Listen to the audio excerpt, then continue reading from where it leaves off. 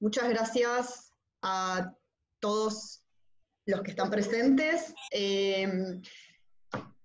Esta charla está organizada en el marco del Encuentro de Cine Europeo, que es convocado por la Delegación de la Unión Europea en Argentina y que se organiza en conjunto con este año con 14 embajadas e institutos culturales de países miembros de la Unión Europea. Bueno, en nombre de la embajadora de la Unión Europea en Argentina, Aude Mayo-Kolisch, les queremos agradecer a todos los que están haciendo posible esta charla.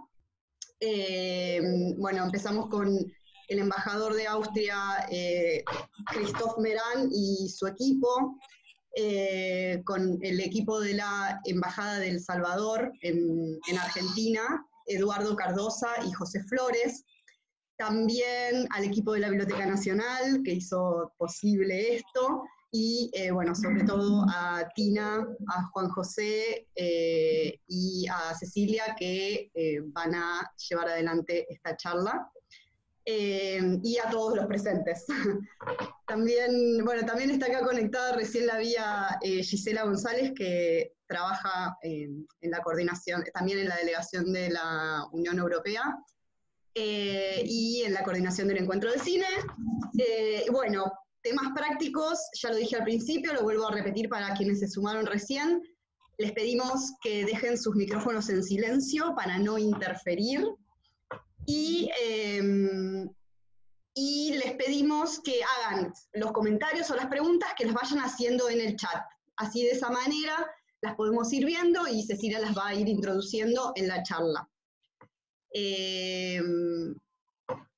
Creo que eso es todo por el momento. Cualquier duda o cualquier comentario, nuevamente usemos el chat, así no interferimos en la charla.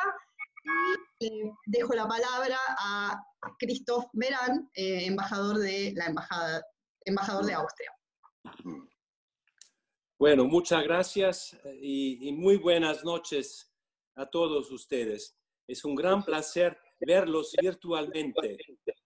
Tal vez se pregunten por qué está involucrada la Embajada de Austria en un evento sobre Roque Dalton.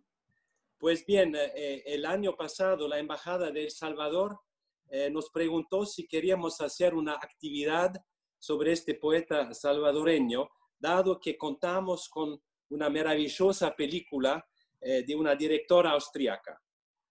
Además, la Biblioteca Nacional se mostró desde un principio muy dispuesta a colaborar y exhibir la película en sus salas. De hecho, el COVID nos sorprendió con todo armado. Aceptamos el desafío de modificar nuestro trabajo cultural y llevar la cultura a sus casas en lugar de a los cines. Y sumamos así nuestro ofrecimiento de la película Roque Dalton, Fusilemos la Noche, al Encuentro de Cine Europeo coordinado por la Delegación de la Unión Europea en Argentina. En este sentido, les quiero agradecer a Mariana, muchas gracias, y a la Delegación de la Unión Europea por organizar esta magnífica actividad para sortear con creatividad y de manera productiva estos tiempos tan difíciles. A la Biblioteca Nacional y en especial a Cecilia Romana, quien asume hoy el rol de moderadora, y a la Embajada de El Salvador, con Eduardo Cardosa y José Flores, por su colaboración.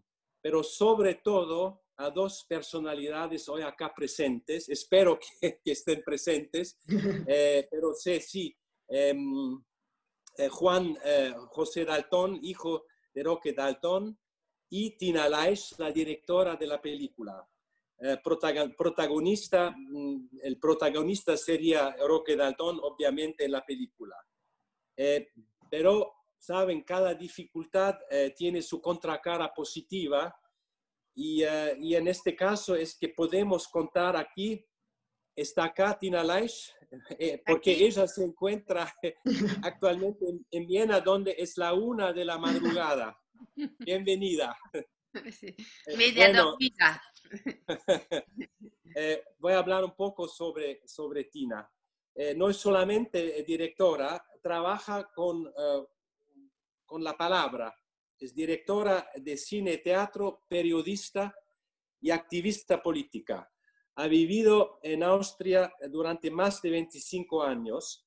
En sus películas cuenta sobre movimientos populares, sobre proyectos políticos, como en Gangster Girls de 2008, sobre un proyecto de teatro en los centros de detención. Tina Leisch ha estado involucrada desde 2015 en el colectivo La Mayoría Silenciosa, que reclama una política de migración más humana. En 2016 hizo un proyecto muy interesante sobre la obra de teatro de la premio Nobel austríaca Elfriede Jelinek, Die Schutzbefohlenen. Esta obra, que en español se conoció como Los Protegidos, habla del tema de la migración y critica las consecuencias de la política migratoria de Europa desde el punto de vista de migrantes y refugiados.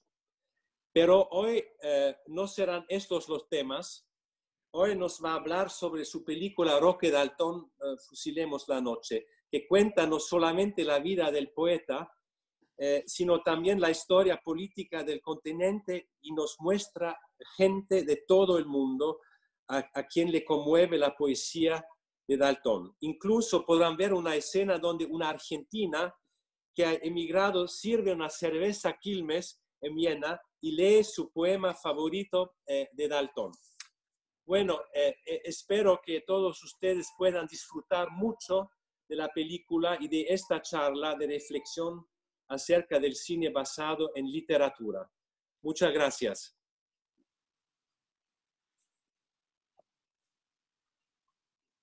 Hola, muchas gracias por invitarnos y por mostrar la película. Ya vi que en los últimos días fueron como más de 1000 personas que la vieron online. Y bueno, esa escena fue tremenda, la que hicimos con Laura. Porque pasó, nos caminamos con la imagen de tu papá, Juan José, por el Prater de Viena. Y pasamos a una tiendita de cerveza y que salió esa señora que conoció el guatemalteco con quien estuvimos caminando y ella reconoció la imagen de tu papá y empezó a llorar por eso.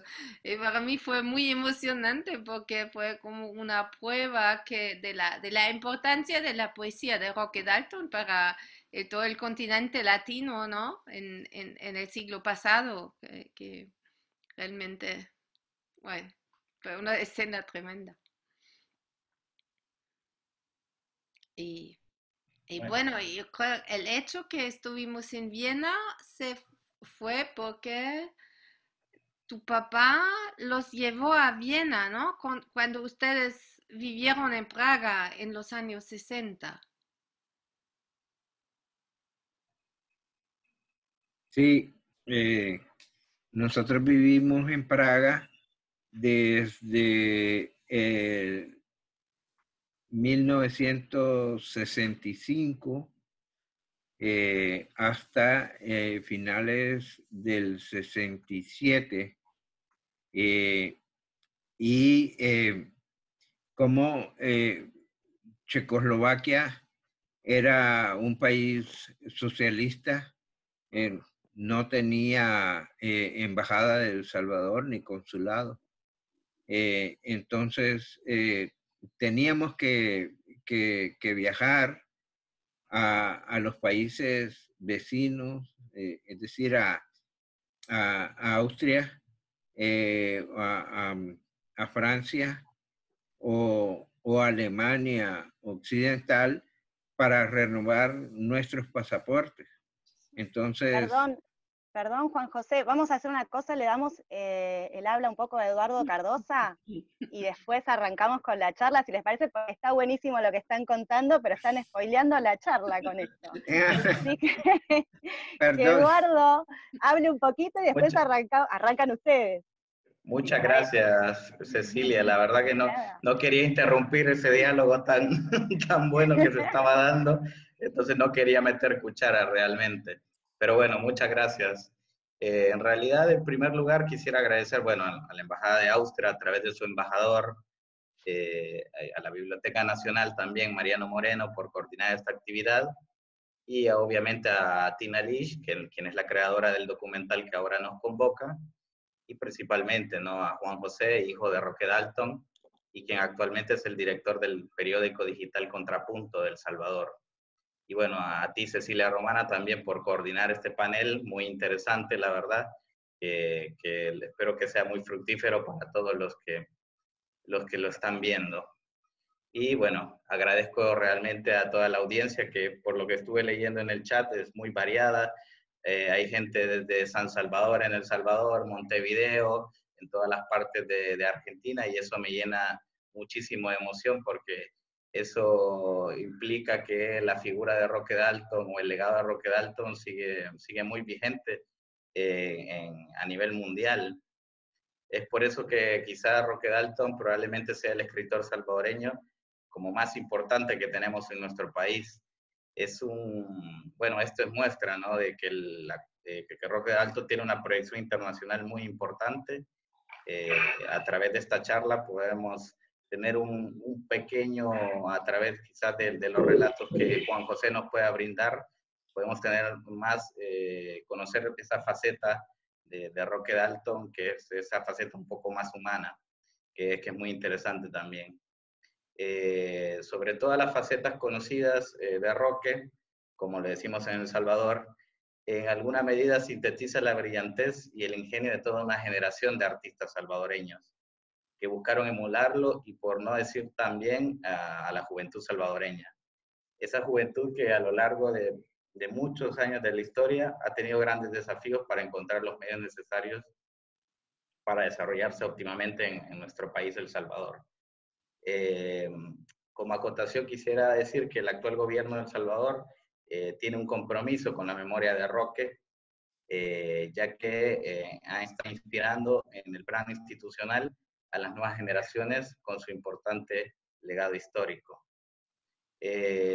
Como por ejemplo podemos decir como muestra de este legado que el gobierno actual ha dispuesto un programa de becas llamado Proyecto Dalton, el cual consiste en un programa para jóvenes salvadoreños que buscan formarse en el extranjero, por ejemplo aquí en Argentina, donde tenemos una importante comunidad de jóvenes estudiantes en las universidades públicas y privadas de toda Argentina, quienes luego, estos jóvenes que se forman en el extranjero, retornan a El Salvador para desempeñarse profesionalmente en las diferentes áreas del conocimiento. Es decir, de esta manera vemos, esto nos demuestra realmente que la vigencia de Roque y la impronta que tiene sigue siendo muy importante en nuestro país y más allá de las fronteras. Así que agradezco este espacio que nos ha brindado la Biblioteca Nacional y espero que sea muy provechoso para toda la audiencia. Muchas gracias. Bueno, gracias, Eduardo. Yo desde la Biblioteca Nacional les doy la bienvenida a todos. Estoy viendo, bueno, gente de Montevideo, como ya dijo Eduardo, de San Salvador, de México, de Villa Allende, Córdoba, de la provincia de Buenos Aires. O sea, nos están viendo de todos lados, lo cual demuestra de alguna manera la vigencia que tiene Roque Dalton como poeta salvadoreño y también como poeta latinoamericano. Es una figura muy, muy importante, muy destacada en la poesía de Latinoamérica. Quiero agradecerle a Ana da Costa, antes que nada, de la Biblioteca Nacional, porque gracias a ella se pudo coordinar toda, digamos, el COVID nos agarró a todos y nos puso en una instancia de tener que acomodarnos a la tecnología y a nuevas formas de transmitir lo que se iba a transmitir desde otra forma, que era en las salas de la Biblioteca Nacional y que la gente pudiera ver el documental en nuestras salas y después sí hacer una charla con la presencia de la gente y de los protagonistas. En este caso lo hacemos por este lado. Importante para los que están preguntando, se puede ver el documental en el sitio de la Embajada de Austria en Argentina, así que ingresan ahí y lo pueden ver. Y más que nada queremos escuchar a los protagonistas. Recién estaban contando una parte bastante emotiva de la película, que tiene que ver con la presencia de una argentina, Y a mí me gustaría, antes que nada, que Tina nos contara cómo surge la idea de esta película y cómo es la génesis que hace que se lleve adelante este documental. Y después hablamos un poco también con Juan José. Hagan las preguntas que quieran, que yo las voy mechando al público. Tina. Bueno, yo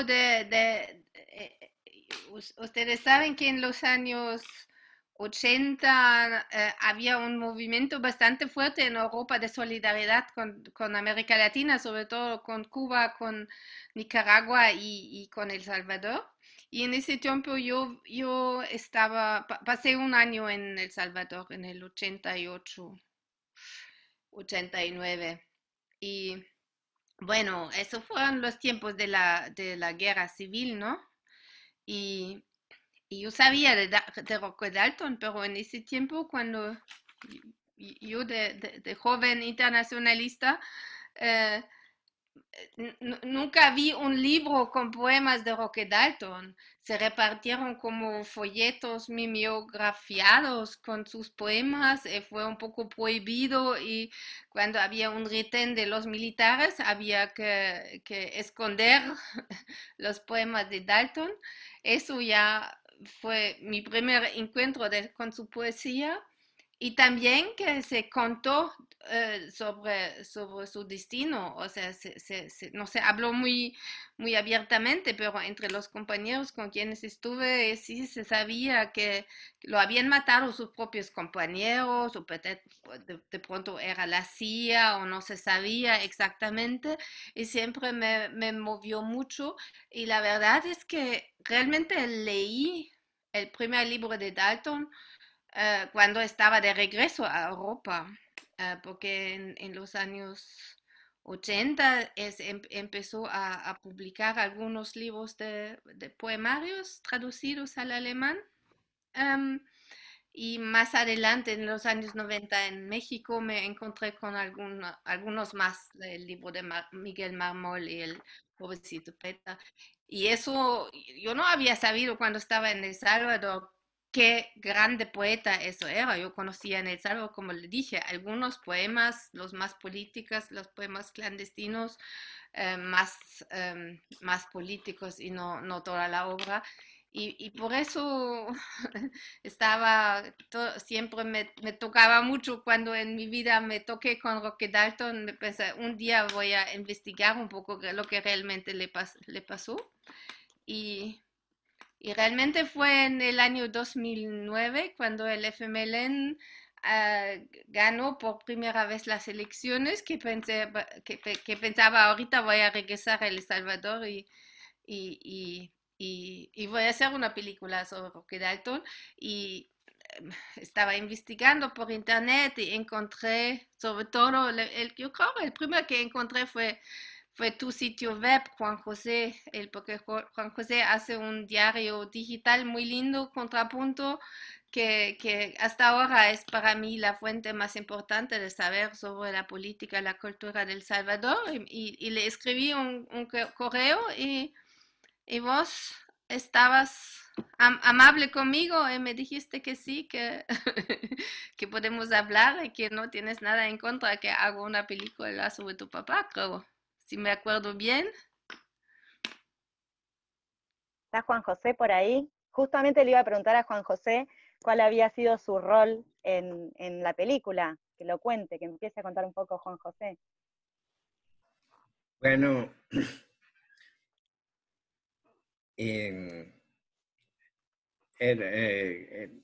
no sé cómo comenzar a contar eso, porque el tiempo nos come con tanto problema a diario, sobre todo para mí que he sido periodista, pero que también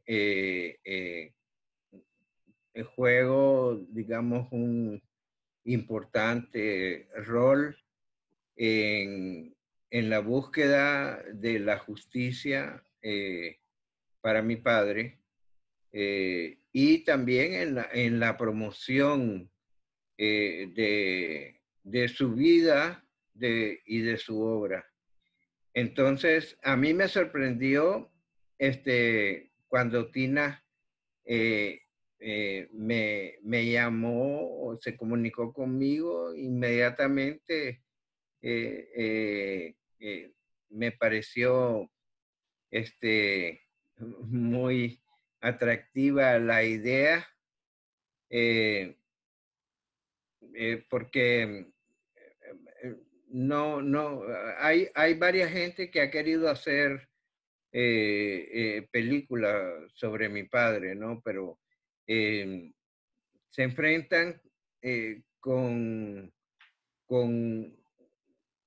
un nivel de dificultad grandes. En primer lugar, porque no saben cómo comenzar a hacer un proyecto de la vida de Roque Dalton, cuando Roque Dalton es hasta yo lo puedo decir, un personaje muy, muy polémico. Yo tuve un amigo antes de que apareciera Tina en Estados Unidos, que el hijo estaba estudiando cine y que quisieron hacer un proyecto de una película ya un poco ficcionada, no un documental tan grande como el que hizo Tina, ¿no? Entonces, estábamos buscando qué porción de la vida de mi padre le interesaba llevar a la película. Entonces, habíamos visto una parte de la novela de Pobrecito Poeta que era yo, que mi padre es cuando está secuestrado y la última vez, la última cárcel, ¿no? Pero la última cárcel de la dictadura. Y lo llega a interrogar un agente de la CIA y le dice que colabore porque no le va a quedar más remedio que colaborar porque de todos modos lo iban a asesinar y lo iban a hacer aparecer como traidor. Esa parte de la novela se llama El Túnel. Entonces, cuando nos vamos a ver la realidad de cómo ocurrió la muerte de mi padre es bastante parecido. La última cárcel de él de la dictadura a la última cárcel de él en la vida real, en la última cárcel por parte de la guerrilla. Entonces, ese proyecto desgraciadamente no se llevó a cabo. Así que, Tina, te invito a que Juan José, quizás... yo te quiero hacer una pregunta antes de Ajá. preguntarle a Tina, de este libro que vos estabas hablando, y yo leí por ahí que una de las acusaciones que se hace contra tu padre cuando deciden fusilarlo es que era un agente encubierto de la CIA, y que eso puede haber salido justamente de ese libro. ¿Puede ser? Sí, o sea, que bueno, hay alguna situación que es necesario un poco aclarar y que nosotros a través de las investigaciones que hemos hecho y para llevar el caso a la justicia institucional, porque quiero decirles que esto nosotros lo llevamos a los tribunales y se está procesando actualmente. Entonces, el tema fue que en el seno de la guerrilla del Ejército Revolucionario del Pueblo,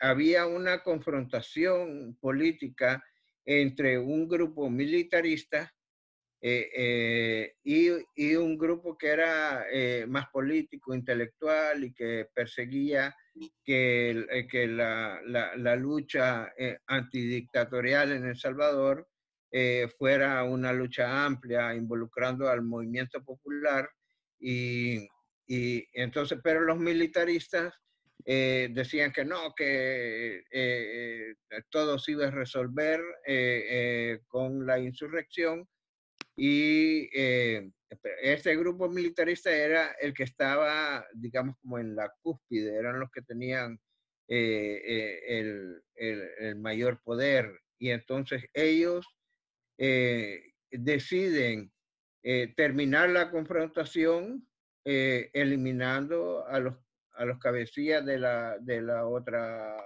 facción, que era la facción política y que prácticamente era mi padre el que la encabezaba, ¿no? Y hay que tener Entonces, en cuenta de que tu papá le llevaba muchos años a los cabecillas, eso también hay que tener el ímpetu de estos bueno, jóvenes que, ¿no? había, sí, mi papá era, digamos, era mayor que ellos, Claro. pero eso, esas son justificaciones que han hecho los No, no lo digo asesinos. como justificación, digo como el ímpetu de estos jóvenes que Sí, se creían dueños de la vida de otro, ¿no? Porque eran muy claro, jóvenes y después son este, inimputables porque eran muy jovencitos también, tenían 21 años. sí, el jefe del Ejército Revolucionario del Pueblo era mucho mayor que ellos también. Ujú. Pero hay muchas cosas que nosotros todavía estamos investigando. Por ejemplo, una de las cosas que estamos investigando es qué influencia tuvo China, la República o el Partido Comunista Chino en este conflicto, porque resulta que Edgar Alejandro Rivas Mira, Joaquín Villalobos, Humberto Portillo, en ese momento habían hecho nexos con el Partido Comunista Chino. Y entonces acusaban a la facción política de que eran prosoviéticos, que eran procubanos. Y las primeras acusaciones que le hicieron a mi padre es de que mi papá era un agente de Cuba. Pero en la base del movimiento guerrillero, Cuba era visto como el faro de la revolución en América Latina. El Che Guevara era el ídolo de los revolucionarios latinoamericanos y salvadoreños por igual. Entonces cambiaron a que mi padre no era ni agente cubano ni agente soviético, sino que era agente de la CIA. ¿Por qué? Porque tal como él narra en la novela, pero también lo narró en una carta que envió al periódico cuando se fugó de la cárcel, a un periódico salvadoreño que se llama El Diario de Hoy, y salió publicada la cárcel donde él narra que él fue secuestrado y fue interrogado por un agente de la CIA, ¿verdad? Entonces, el agente de la CIA, al cabo, ahora que se han desclasificado los archivos de Kennedy, algunos de los archivos de Kennedy que se han desclasificado, ahí está el archivo de mi padre también. Entonces, este que lo interrogó envió su reporte a la central diciendo que Roque Dalton no había querido colaborar con la CIA y que por lo tanto lo devolvía al ejército, para que el ejército hiciera con él lo que estimara conveniente. Pero ¿qué Claro. fue lo que pasó? Lo devuelven, la gente de la CIA lo devuelve a manos del ejército, pero dio la casualidad que hubo, aquí en El Salvador todos los días hay movimientos telúricos. Y todos los días, eso es todos los días, hubo un temblor muy fuerte que rajó las paredes de la cárcel donde mi padre estaba preso. Y mi padre logró sacar un bloque de la pared de la cárcel y fugarse por ahí. Entonces, En el documental dice Ernesto Cardenal, cuando lo entrevistan, que que le decía a Roque que eso tenía que ver con la mano de Dios, y que Roque decía la suerte loca, una cosa así. Y digo, Ajá, ajá. aprovechando esto, por las preguntas que nos vienen haciendo también, a ver si Tina nos cuenta también un poco, porque este es un documento, esta película, como me dice Ana da Costa, cómo fue estar frente a los testimonios, después también Juan, escuchar los testimonios referentes a su padre, pero cómo fue escuchar los testimonios de gente tan importante culturalmente en nuestra Latinoamérica como Galeano o Cardenal, Tina. Pero yo solamente quisiera detallar ese aspecto. Cuando los asesinos de mi padre usaron esto de que era gente de la CIA, Sí. sacaron de que mi padre no se fugó, sino que mi padre había colaborado con la CIA y que la CIA lo había dejado libre. Entonces, pero resulta que la propia CIA sacó la versión de quien lo interrogó. Entonces, y hay otra serie de testimonios documentales más que todo, que tenemos que la existencia de la fuga, pues hay varios testigos que dan la certeza de que mi padre realmente se fugó de la cárcel y no fue que la CIA lo dejó libre, ¿verdad? Uh-huh.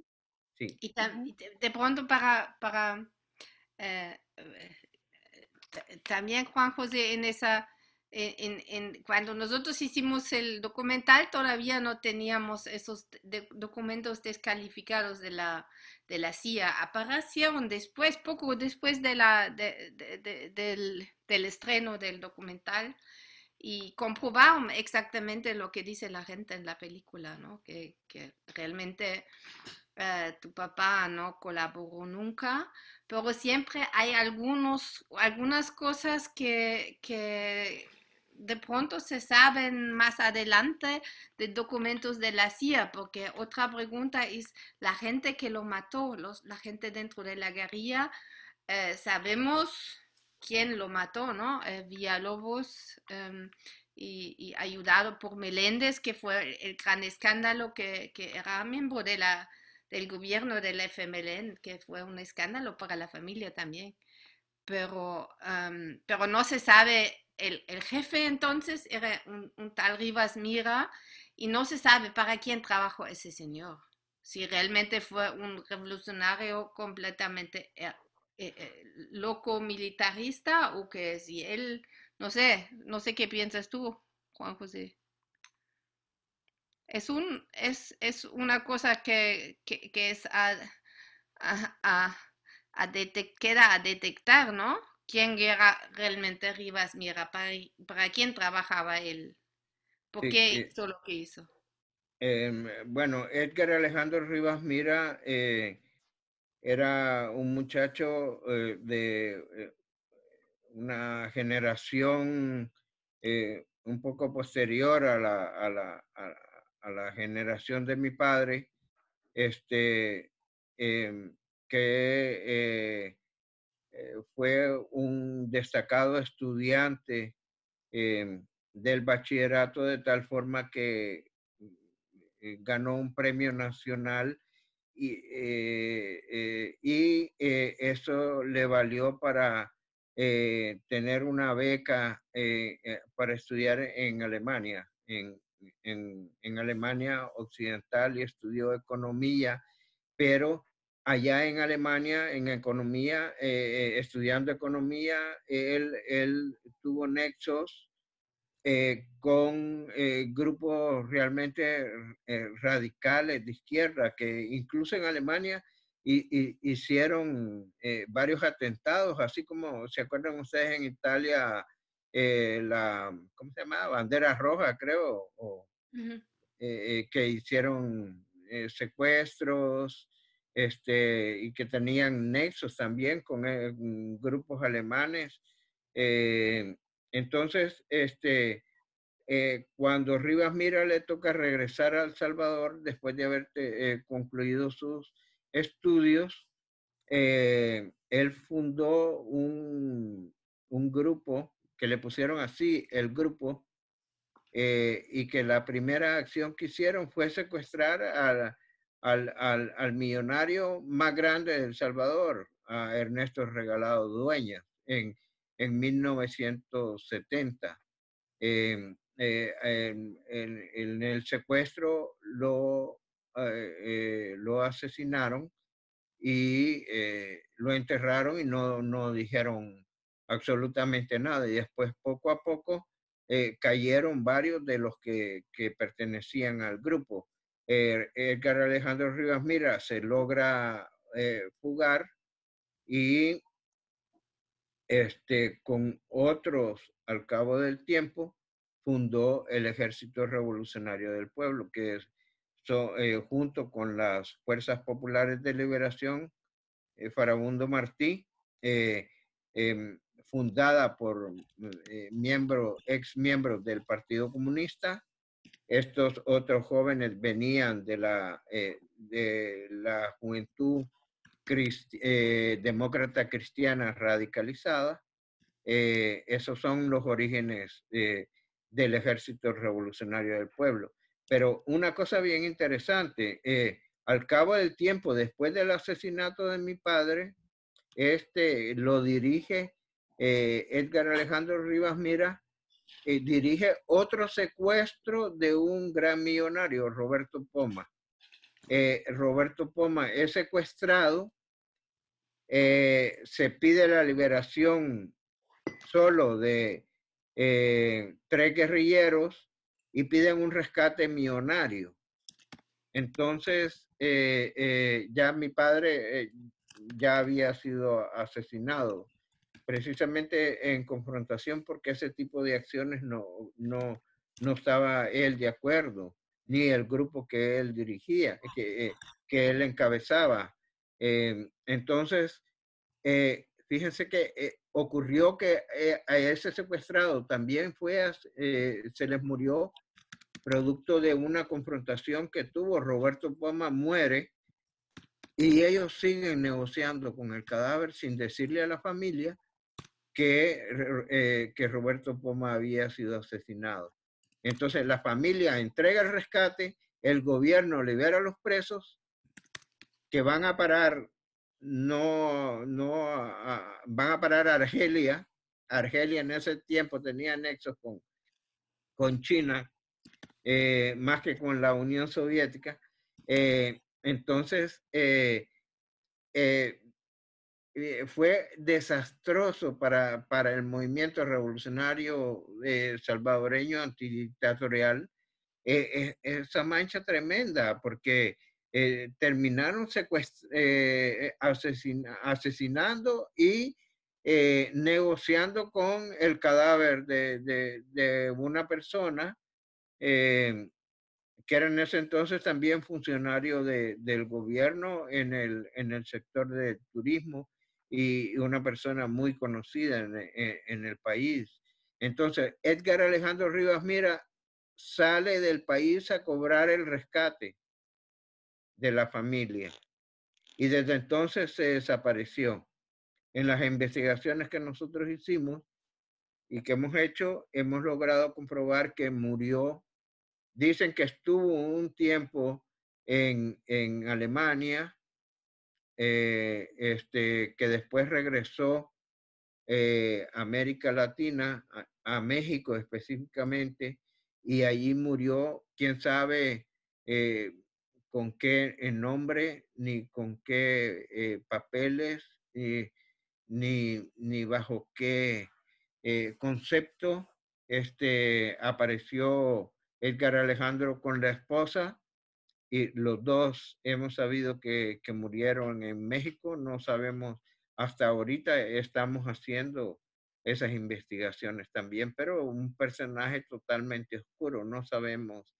Ojalá, Tina, esta conversación pueda dar lugar para que se pueda buscar esas investigaciones, hacer esas investigaciones en Alemania, en Alemania, en Inglaterra, porque parece que también estuvo en Inglaterra, y como ustedes saben, Joaquín Villalobos es ahora un ciudadano inglés, ¿verdad? Realmente eso es un punto donde yo también tengo la impresión que el documental no está terminado, porque eso es una cuestión que en todas las investigaciones sobre tu papá un día se va a encontrar las respuestas sobre esa cuestión. ¿Quién era Rivas Mira?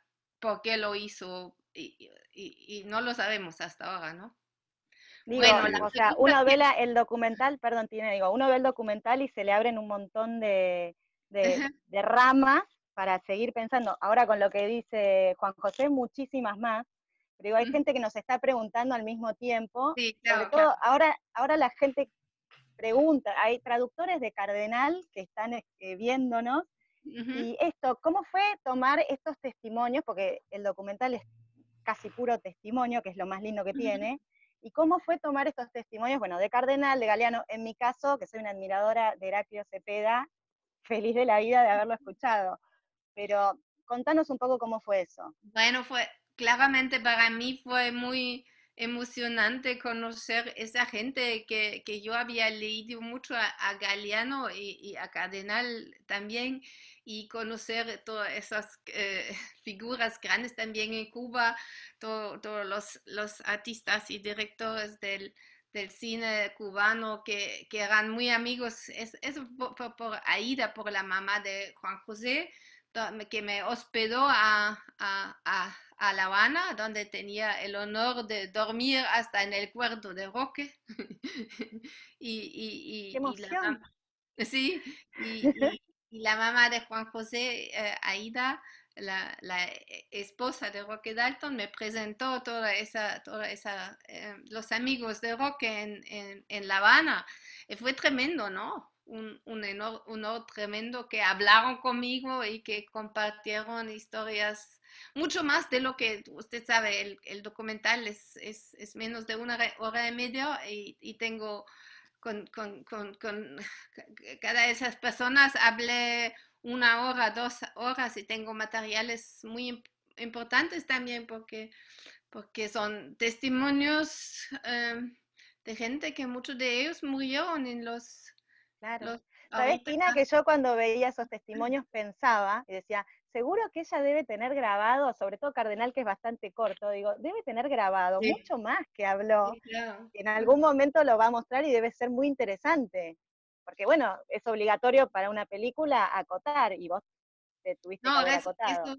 esos son mis deudas frente a la familia de Dalton y frente al Museo de la Imagen y de la Palabra en San Salvador, que está coleccionando la memoria histórica de El Salvador, y les debo todas esas entrevistas editadas, a menos un poquito, que hice, y sobre todo de esa gente que ya se murió, porque también la otra cosa que se menciona aquí en el chat es la escena en el prostíbulo, ¿no? Donde estoy. Eso quería que nos contaras un poco, porque la mujer tiene un lugar muy peculiar en el documental, muy peculiar. Y una de las escenas que más refleja ese lugar peculiar es la escena del prostíbulo. ¿Y cómo surgió? Contanos, y si querés contarla un poco para la gente que no la vio también, ¿no? Bueno, surge de dos cosas. De una parte, en el libro Las historias prohibidas del Pulgarcito, hay un poema de Roque Dalton que se llama Nom de guerre, o Nombres de guerra, y es de dos partes. El poema, la primera parte del poema son los leyes yo creo, 59 de ese tiempo, cuando lo escribió, sobre la prostitución, las leyes de prostitución en El Salvador. Y la segunda parte son los nombres que las prostitutas, las trabajadoras de sexo, se se han dado. A lo mejor algunas realmente son los nombres reales que él encontró, otros se debe haber inventado, ¿no? Y con Luis Domínguez Parada, que era un compañero de escuela que también nos acompañó al colegio donde estuvieron juntos, y un amigo de juventud de Roque Dalton, él me conté cómo de jovencitos habían frecuentado los prostíbulos y caminamos por la calle y él me dijo, bueno, en esta calle debe haber algunos prostíbulos, y pasamos ahí y fue un poco como en Viena por casualidad que vimos que uno de esos lugares estaba abierto, entramos y había trabajadores de sexo adentro, pero cuando nos vieron con la cámara se desaparecieron por todos lados, y la dueña después habla con nosotros. Eso pasó, no fue así intentado. Y después habían hecho un taller, porque también otra parte de la película era hacer en El Salvador, pero también en Cuba, talleres con jóvenes sobre la poesía de Dalton. Y ahí hicimos un taller con una organización, Flor de Piedra, que es una organización de trabajadoras de sexo en San Salvador, y hicimos un taller de poesía exactamente leyendo ese poema de Roque Dalton sobre la prostitución con las trabajadoras de sexo de hoy, y ellas me comentaron los nombres del poema de Dalton y lo leyeron, y cada una se escogió un nombre de esos nombres que Dalton había mencionado, como los noms de guerra de las prostitutas de los años 50, y de ahí surge toda esa escena.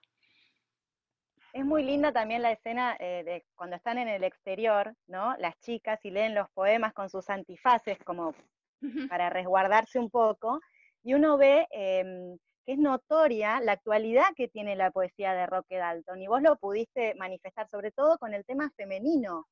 A mí me interesa bastante que nos cuente, cuando hablas las novias, esa novia de 14 años, que da su testimonio. Digo, hay una actualidad muy, muy fuerte en la poesía de Dalton respecto de la mujer y del amor, ¿no? Y vos lo mostrás mucho en el documental. ¿Cómo lo viviste vos? Con las mujeres, ¿no? Esta chica de 14 años es Breni Cuenca, es una intelectual muy famosa en El Salvador, ¿no, Juan José? Breni Cuenca es una socióloga de las más importantes, que fue aquí directora de una de las revistas político-culturales después de que se acabó la guerra civil, que se llamaba Tendencias. Muy, muy, muy importante, ¿no? Hay que aclarar que Breni Cuenca es hija de un personaje muy importante en la política de la izquierda, de la izquierda salvadoreña, que era un dirigente comunista hondureño que se llamaba Abel Cuenca, y que era un gran intelectual también, y que fue muy amigo de mi papá. Pero por lo general, no quiero justificar a mi padre ni nada, pero Breni Cuenca era una muchacha muy esbelta, muy hermosa, muy grande, a diferencia de que nosotros los salvadoreños somos por lo general chaparros, como nos dicen en México, ¿no? Entonces, pudo haber tenido 14 años, pero parecía más. Pero además era una muchacha muy, muy inteligente también, muy intelectual desde Ella niña, ¿no? en el documental, en la película, dice y se hace cargo completamente de que la que lo sedujo y lo encontró, lo buscó, fue ella. ¿Le saca a él toda la culpa en absoluto, o no? Sí, sí, ciertamente. Y mira, fíjate, tanto es así que nosotros, mi hermano Jorge y yo, le tenemos a la Breni un enorme cariño. Hay muchos amigos como escritores como Horacio Castellanos Moya, que me dice ahí, porque yo trabajé en Tendencias también, bajo su responsabilidad. Y fue mi jefa, pues, pero la gente me decía, esa pudo haber sido tu mamá. ¿Cómo Breni fue tu jefa?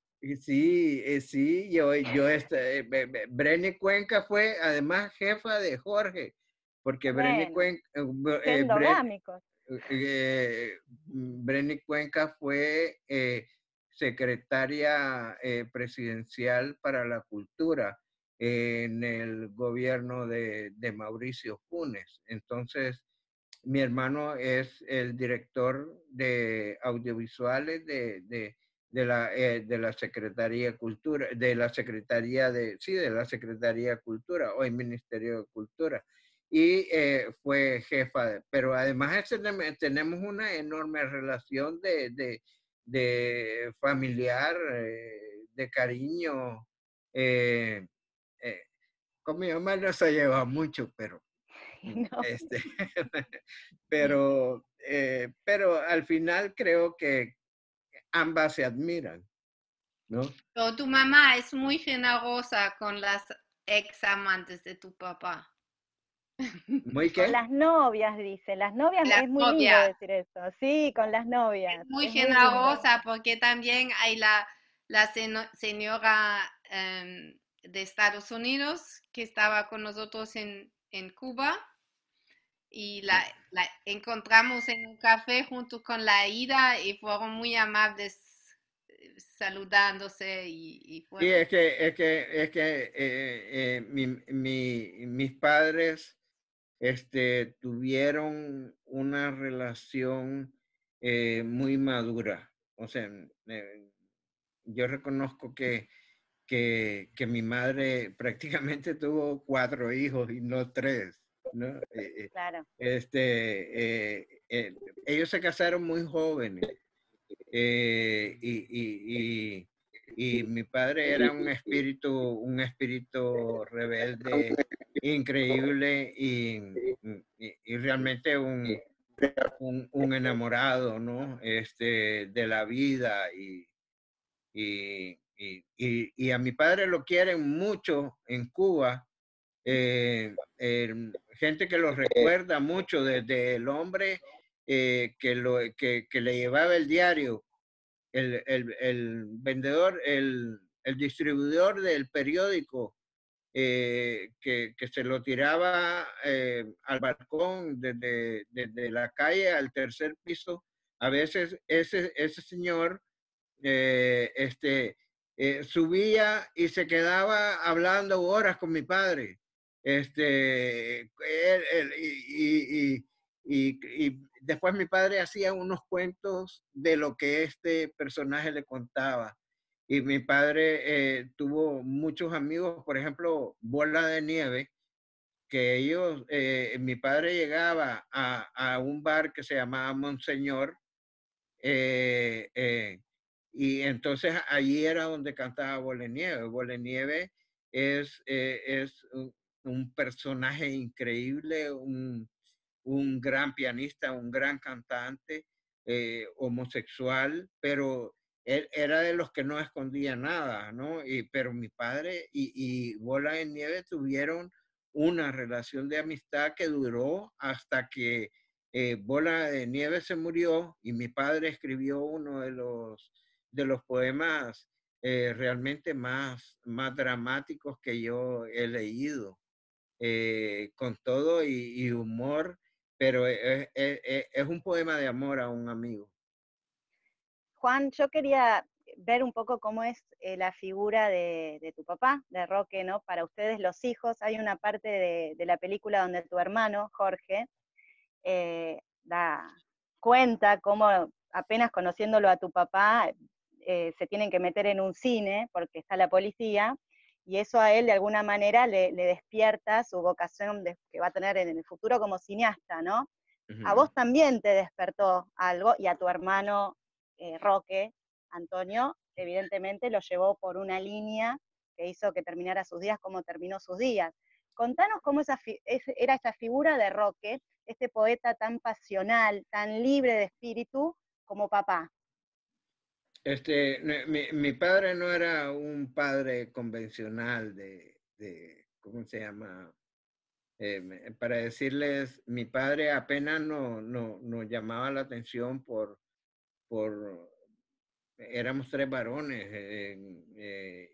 y ¿cómo se llama? Vivíamos en un apartamento pequeño. Éramos 3 varones bien intranquilos los 3, y en especial yo.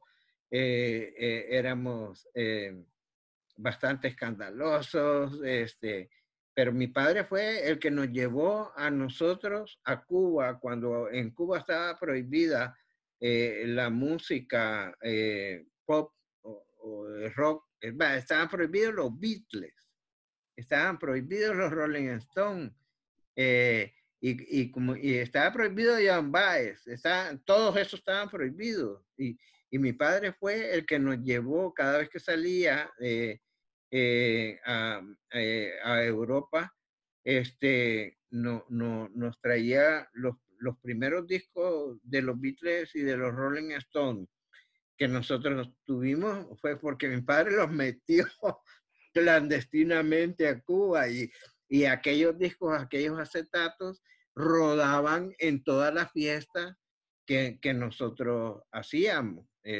casi clandestinas, pues, porque y fuimos muy rebeldes. Yo conocí mucho a los amigos de mi padre, a Margaret Randall, a los artistas y poetas cubanos, a Roberto Fernández Retamar. Era un poco mayor que mi padre, pero gente como Pablo Armando Fernández, Nicolás Guillén, que para mí es como un señor allí en un altar. Pero conocimos a otro tipo esos eran como muy serios, ¿verdad? Eran un poco mayores que mi papá, pero conocimos personajes como Sergio Vitier, un gran guitarrista, y ahí conocimos ahí conocimos a Silvio y a Pablo, a Noel Nicola, a Vicente Feliu, que fueron los que fundaron la nueva trova cubana. Entonces, mi padre trabajó con ellos. Después de los horarios de trabajo que tenían, por eso sus canciones en alguna medida son tan poéticas. La influencia de la poesía latinoamericana la tiene mucho la nueva trova cubana. Después de trabajar se iban a nuestra casa y seguía hasta el amanecer, y entonces mi padre era un hombre muy divertido,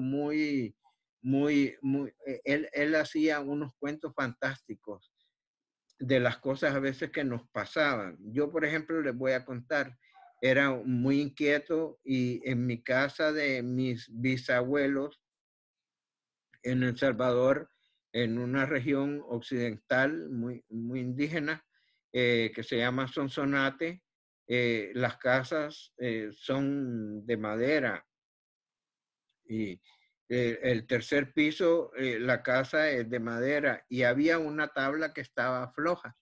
Entonces yo saltaba sobre esa tabla como que fuera trampolín, y hasta que la tabla se partió y me fui en el hoyo.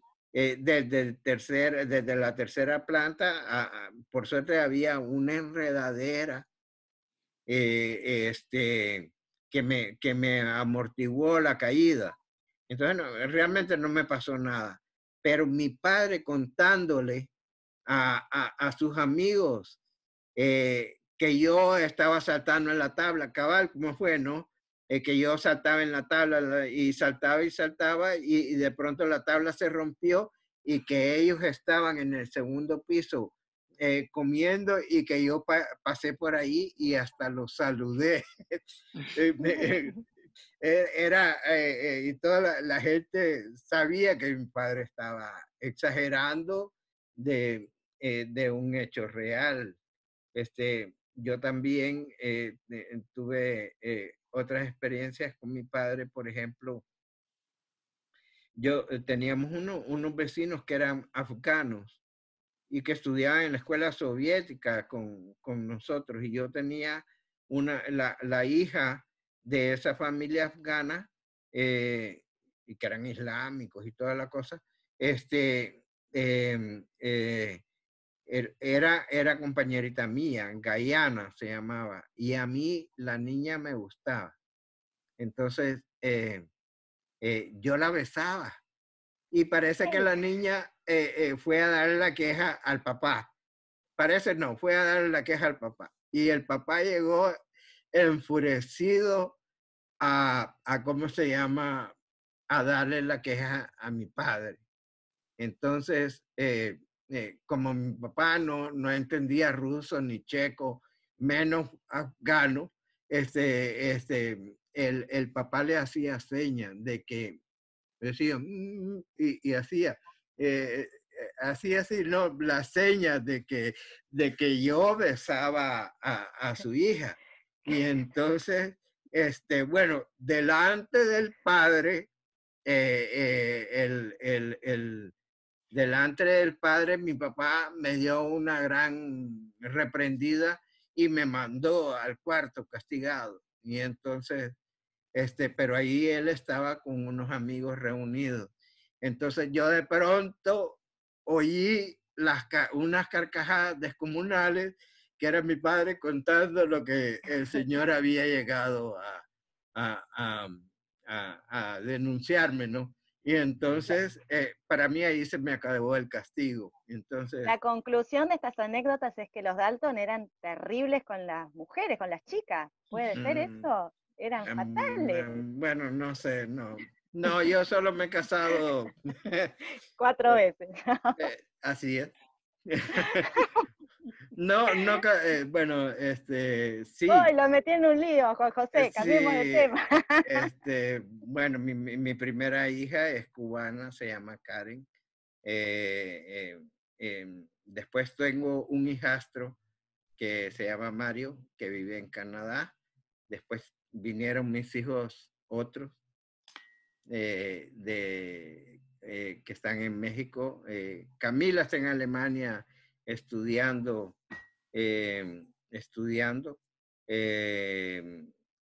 medio ambiente, ingeniería en medio ambiente, y Juan José, que es el menor, está estudiando economía en México. Entonces, ya después, ahora con mi esposa actual, no tenemos hijos. Tenemos un perro. Ya te plantaste ahí, te quedaste con ella. Mejor, pues estabas poblando el mundo. Sí, tuvimos una relación con mi padre muy juvenil. Él era uno más entre nosotros. Debía ser un chico más. Ahora, vos hablaste de México y nos preguntan acá, digo, porque en cualquier momento me van a matar, para Tina, si después del documental hiciste alguna investigación respecto de la vida de Roque en México. Bueno, estuve en México hospedada, yo creo, en la casa de Sandra, que está aquí escuchando. Muchas gracias, fue muy linda, que me ayudó mucho. Y bueno, y vimos a Heraclio Cepeda, que era muy buen amigo de Roque Dalton. Y hablamos un poco del tiempo, pero sobre el tiempo que él estaba en México, más sabía de su propia literatura, ¿no? Porque lo escribe bastante bien, porque yo creo para Roque Dalton, él se fue al exilio a México y ahí estudió antropología, y yo no sé, yo creo que eso fue el primer encuentro con toda la historia prehispánica del continente, ¿no? Ahí detectó los dioses maya y la historia precolombina que en El Salvador está bastante desaparecida, ya no hay tantas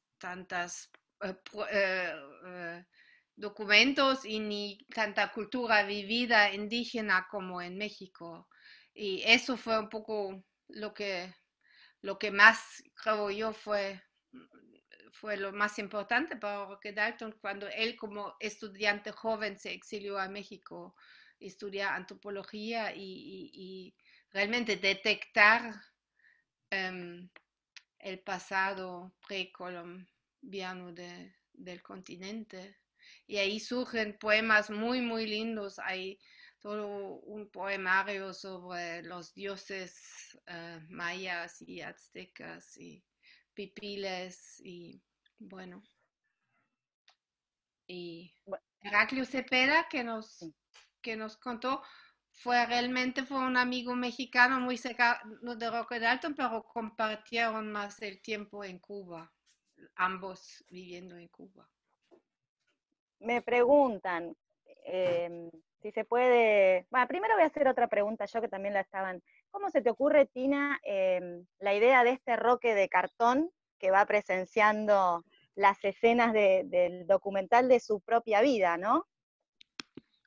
Bueno, la idea era que normalmente que es difícil hacer un documental si el protagonista principal está muerto, ¿no? ¿Cómo se hace? El centro de la película va a ser vacía porque falta el protagonista y eso fue la idea de hacerlo aparecer, eh, a menos como, o sea, en la vida lo que mucha gente contó fue que fue más grande que ellos, más chistoso, más impresionante, más irreverente y lo admiraron mucho, aunque era una persona chiquita y me pareció raro cuando todo el mundo tiene una foto así chiquita de él y por eso la amplifiqué y yo creo que funcionó bastante bien porque lo hizo más presente en las entrevistas. Muchas Sí. veces la gente se emocionó cuando nos vieron llegar con las cámaras y los micrófonos y con Roque.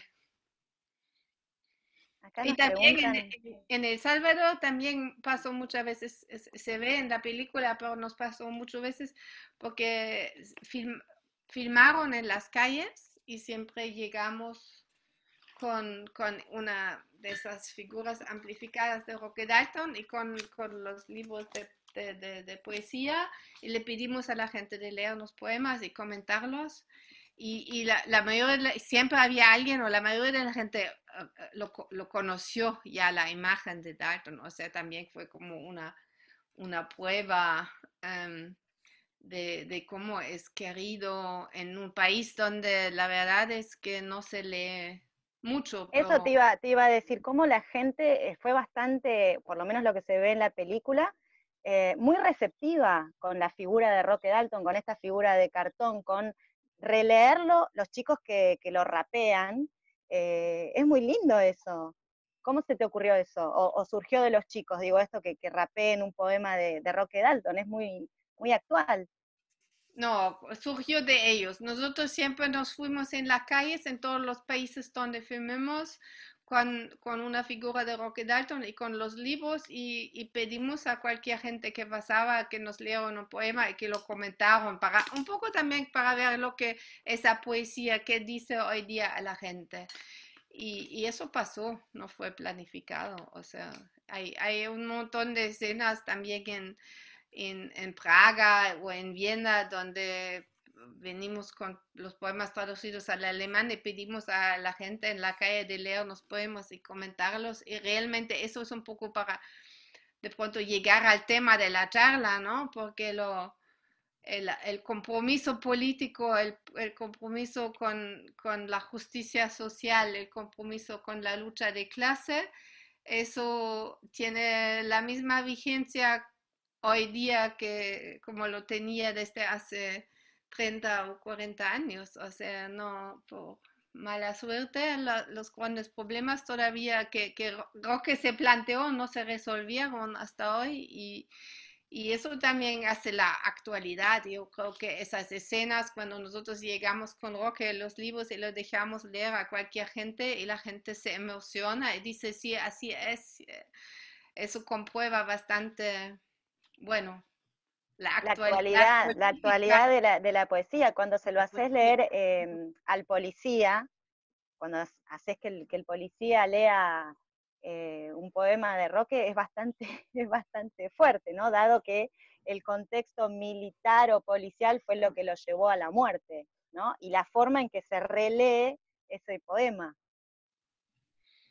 Es un poco raro porque el policía que lo lee es uno de los ex guerrilleros que después de los acuerdos de paz se incorporaron a la policía. O sea, él, ese poema que lee, que se trata también de la tortura, él lo vivió, pero no como policía, sino como guerrillero torturado. Eso no lo dice el documental porque es otra historia, pero fue bastante raro porque, bueno, después de los acuerdos de paz, un 20% de los nuevos policías, o sea, sacaron trataron de sacar los policías asesinos y un 20% de la nueva policía eran guerrilleros incorporados a la policía. Y él era uno de esos. Y fue una filmación bastante fuerte para Sí, él y para mí y también porque yo pasé por ese Palacio Negro donde Roque Dalton había sido torturado con un ex policía, ex guerrillero que también había sido torturado por policías. Eh, en una situación donde el jefe de la policía salvadoreña era un ex guerrillero, pero los mandos medios eran ex policías torturadores y también hicimos una entrevista con un torturador y además un día filmemos en la policía con la Aida, con la mamá de Juan José, con la esposa, ahí que nos muestra esa foto. Eso fueron momentos bastante fuertes. Es un momento raro el del policía leyendo el poema. Ahora con lo que vos contás se contextualiza un poco más, pero él no está del todo cómodo leyendo el poema, ¿no? Se le nota algún resquemor en la lectura del poema. Yo no Porque sabía él por mismo qué. había sido torturado por policías, aunque hoy día es policía, y toda esa situación muestra un poco un problema fundamental de El Salvador, que es la memoria histórica y el problema de que después de un conflicto armado de al final 20 años, no hay suficiente discurso sobre lo que pasó a la gente, no hay atención psicológica a la gente traumatizado, no se habla suficientemente sobre lo que pasó, no hay suficiente, digo, discurso entre ambos bandos, ¿no? Hasta hoy, si un exguerrillero se ve con un ex torturador, es un conflicto que a nivel nacional no es tratado suficientemente, ¿no? ¿Es cierto, Juan José? sí. Es todavía un poco dramático esa situación. Una, yo les quería contar que yo hace poco entrevisté al director actual de la Policía Nacional Civil y entonces le contaba incluso parte de lo que del documental que Tina había filmado allí y entonces él me dijo que en el Castillo Negro, que además el Castillo Negro es ahora la Dirección Nacional de la Policía Nacional Civil de El Salvador, pero el sótano donde tenían las cárceles clandestinas, eso lo rellenaron de cemento un tiempo después Y no existe más esas celdas clandestinas. Incluso hay policías, yo he conversado con varios policías que no conocen que allí en los sótanos torturaban y mi padre había estado preso. Pero tenemos el testimonio. Hace como unos 4 años, hicimos un testimonio a uno que fue carcelero de mi padre y que cuenta un poco cómo era, cómo fue su función de carcelero y cómo fue que conoció a Roque Dalton siendo él el carcelero y mi padre preso allí. Entonces, el director de la policía, cuando yo le conté lo del documental de Tina y le conté que hay fotos de mi papá allí en ese Castillo Negro, y hay fotos de mi mamá, porque a mi mamá también la capturaron y la llevaron allí, le pusieron de muestra los libros que decían que eran la propaganda comunista que les habían capturado, que les habían encontrado granadas y fusiles, y realmente era mentira, era cosas que los policías le pusieron para sacar la foto y hacer como que habían capturado a un gran terrorista.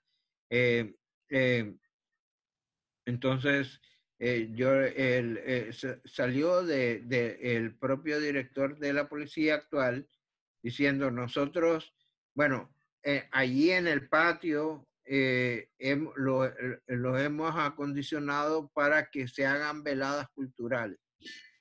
Y es cierto, están haciendo veladas culturales de diverso tipo. Un día llevan a alguien que lea poemas, otro día llevan música, está la banda de marimba y hay bailes. Bueno, ahora con la pandemia eso Ahora no hay es nada. posible, ¿verdad? Digo, qué bueno que Pero se hayan podido construir estos lugares tan tétricos Pero de yo la le, historia, yo le algo decía, cultural. él se llama Mauricio Arriaza Chica, yo le decía, director, usted aquí tiene que crear un espacio donde diga que aquí estuvo preso Roque Dalton y que estas son las fotos que son la evidencia de que estuvo aquí preso. Y el día que haga eso, tiene que hacer un acto de contrición y pedir perdón, porque a mi padre aquí lo torturaron y a mi padre aquí, y él estuvo de acuerdo, lo íbamos a hacer en mayo, esa actividad, pero que fue imposible pues por la pandemia, pero tal vez más adelante se tenga que hacer. Ojalá. Bueno, Juan, Tina, se nos está acabando el tiempo. Hay un montón de preguntas que nos están haciendo sobre el vínculo de Roque Dalton con Cortázar, sobre la relación de la silueta de Dalton de cartón con el siluetazo argentino, que es una práctica artística que tiene que ver con el tiempo del proceso nuestro. Pero bueno, esta conferencia da para 3 conferencias más. Mariana, no sé si nos querés contar algo más y por ahí hacemos otra, no sé. No, por ahí lo que les diría es, no sé si quieren cerrar, Juan y Tina, si quieren decir algo como a modo cierre o vos, y bueno, y después damos hacemos el cierre más práctico, pero a modo de cierre, si quieren, o vos o Tina o Juan decir algo, son bienvenidos. Bueno, y que se despidan los chicos. Bueno, muchas gracias por invitarnos, muchas gracias por promover el documental. Me encanta mucho y les recomiendo leer las obras de Roque Dalton. Realmente hay cosas a detectar. Y aunque en San Salvador todo el mundo conoce Roque Dalton y todo el mundo conoce el poema de amor, no todo el mundo ha leído las obras de Dalton y yo recomiendo publicarlo, leerlo, promoverlo, realmente vale la pena. Hay cosas muy, muy lindas a detectar.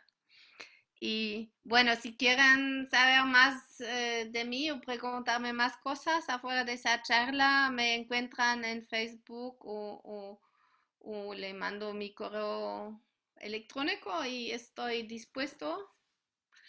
Y les recomiendo también el sitio web de Juan José Dalton, Contrapunto, porque también ahí tienen un archivo con materiales sobre el papá, donde hay muchas cosas a detectar, ¿no? Las entrevistas que Juan José ahorita mencionó con el policía todo se puede encontrar en tu sitio web, Juan José, ¿no? Sí, sí. Sí, bueno, yo no puedo estar más que agradecido. Realmente les quiero decir que en este año mi padre hubiera cumplido 85 años, el 14 de mayo, y este 10 de mayo se conmemoró también el 45 años de su asesinato. Y yo realmente, en medio de esta dramática pandemia, es increíble en la cantidad de actividades que he participado, como la que estoy participando ahora, y que de hecho se los agradezco muchísimo. Mi padre fue un enamorado de la literatura eh, eh, sudamericana, de Argentina, fue muy amigo de Julio Cortázar, fue nerudiano, pero después se pasó a ser, a abandonar a Neruda y se hizo un poeta más rebelde. Mi padre viajó. A mi padre, su padre lo quería mandar a estudiar a Estados Unidos y él de rebelde se fue para Chile a estudiar Derecho. Y de ahí de Chile saltó y conoció Argentina y Uruguay. Entonces, además, hay una historia fantástica de mi padre, de cómo mi padre se hizo comunista en Chile. Que dicen que él estaba trabajando en un periódico estudiantil universitario y lo mandaron a hacerle una entrevista a Diego Rivera. Y, y por alguna cosa, mi padre le hizo una pregunta a Diego Rivera y Diego Rivera le dijo a él, bueno, y vos, le dijo, y tú, no, con los mexicanos no dicen vos, tú ¿conoces el marxismo, leninismo? Le preguntó Diego Rivera, que era un marxista-leninista, y le dijo, no. ¿Y cuántos años tenés? Yo tengo 24 años. Entonces tenés 24 años de estar comiendo mierda, le dijo Diego Rivera. Entonces dice que mi padre, que admiraba tanto a Diego Rivera, le impresionó tanto eso que Diego Rivera le había dicho sobre el marxismo-leninismo, que se fue a buscar los libros de marxismo-leninismo y regresó a El Salvador con la maleta llena de libros de marxismo y de leninismo. Pues claro, es un símbolo de cómo fue la vida de mi padre, pues, ¿verdad? Les doy enormes gracias. Conmigo se pueden comunicar. Yo tengo un perfil en el Facebook, estoy en todas las redes sociales, tengo una fanpage también hemos hecho la Fundación Roque Dalton, y tenemos una página que se llama Roque Dalton Fundación y Archivo. Y de eso les hablaba Tina. Tenemos allí una cantidad de material que hemos rescatado, de lo que se habla de mi padre, de lo que se escribe, homenajes, entrevistas.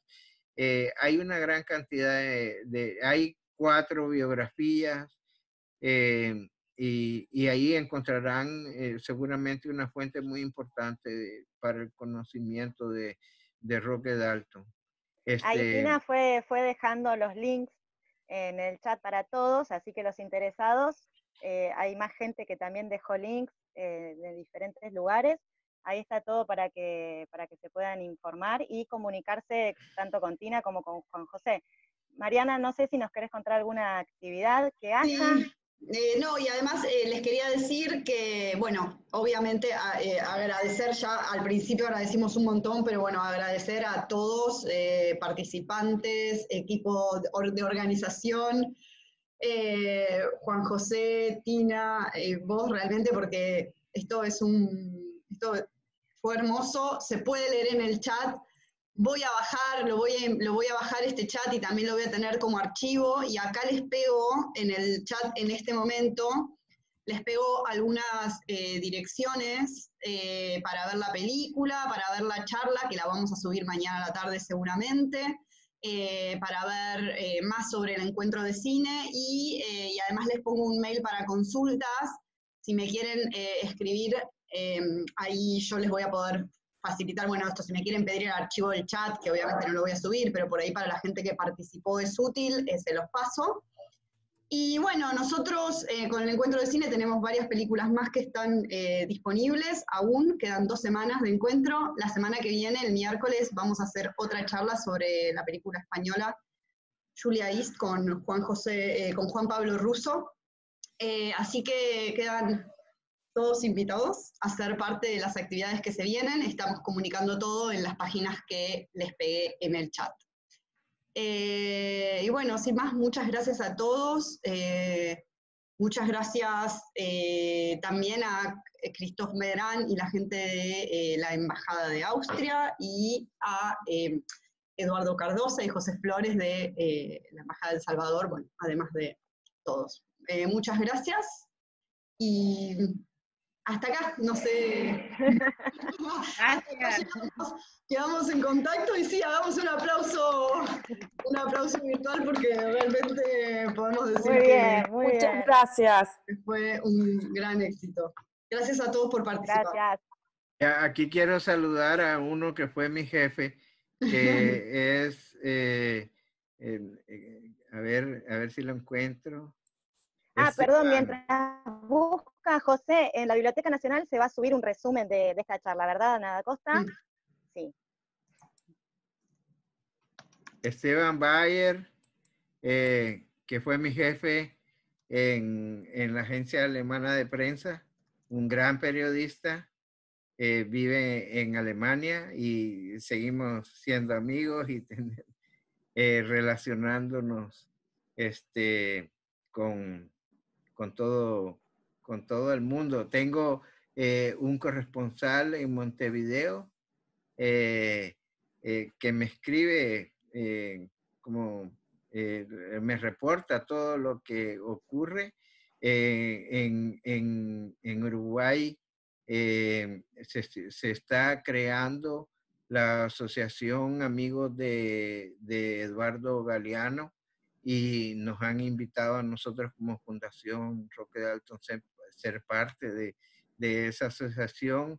Recién comenzamos a través de la Fundación Roque Dalton a tener nexos con la Fundación Mario Benedetti también, y en Argentina, bueno, como ven, este club Roque Dalton de deporte y de cultura, como hay unos nexos increíbles que Roque Dalton ha armado. No sé, de eso yo no tengo la culpa. Pero desde luego que para nosotros es muy, muy importante saber que de tantos rincones el amor que mi padre sintió por la gente, por los pueblos, ahora también se es recompensado. Así que muchas gracias. Gracias. Gracias. Gracias a todos. Gracias. Chao.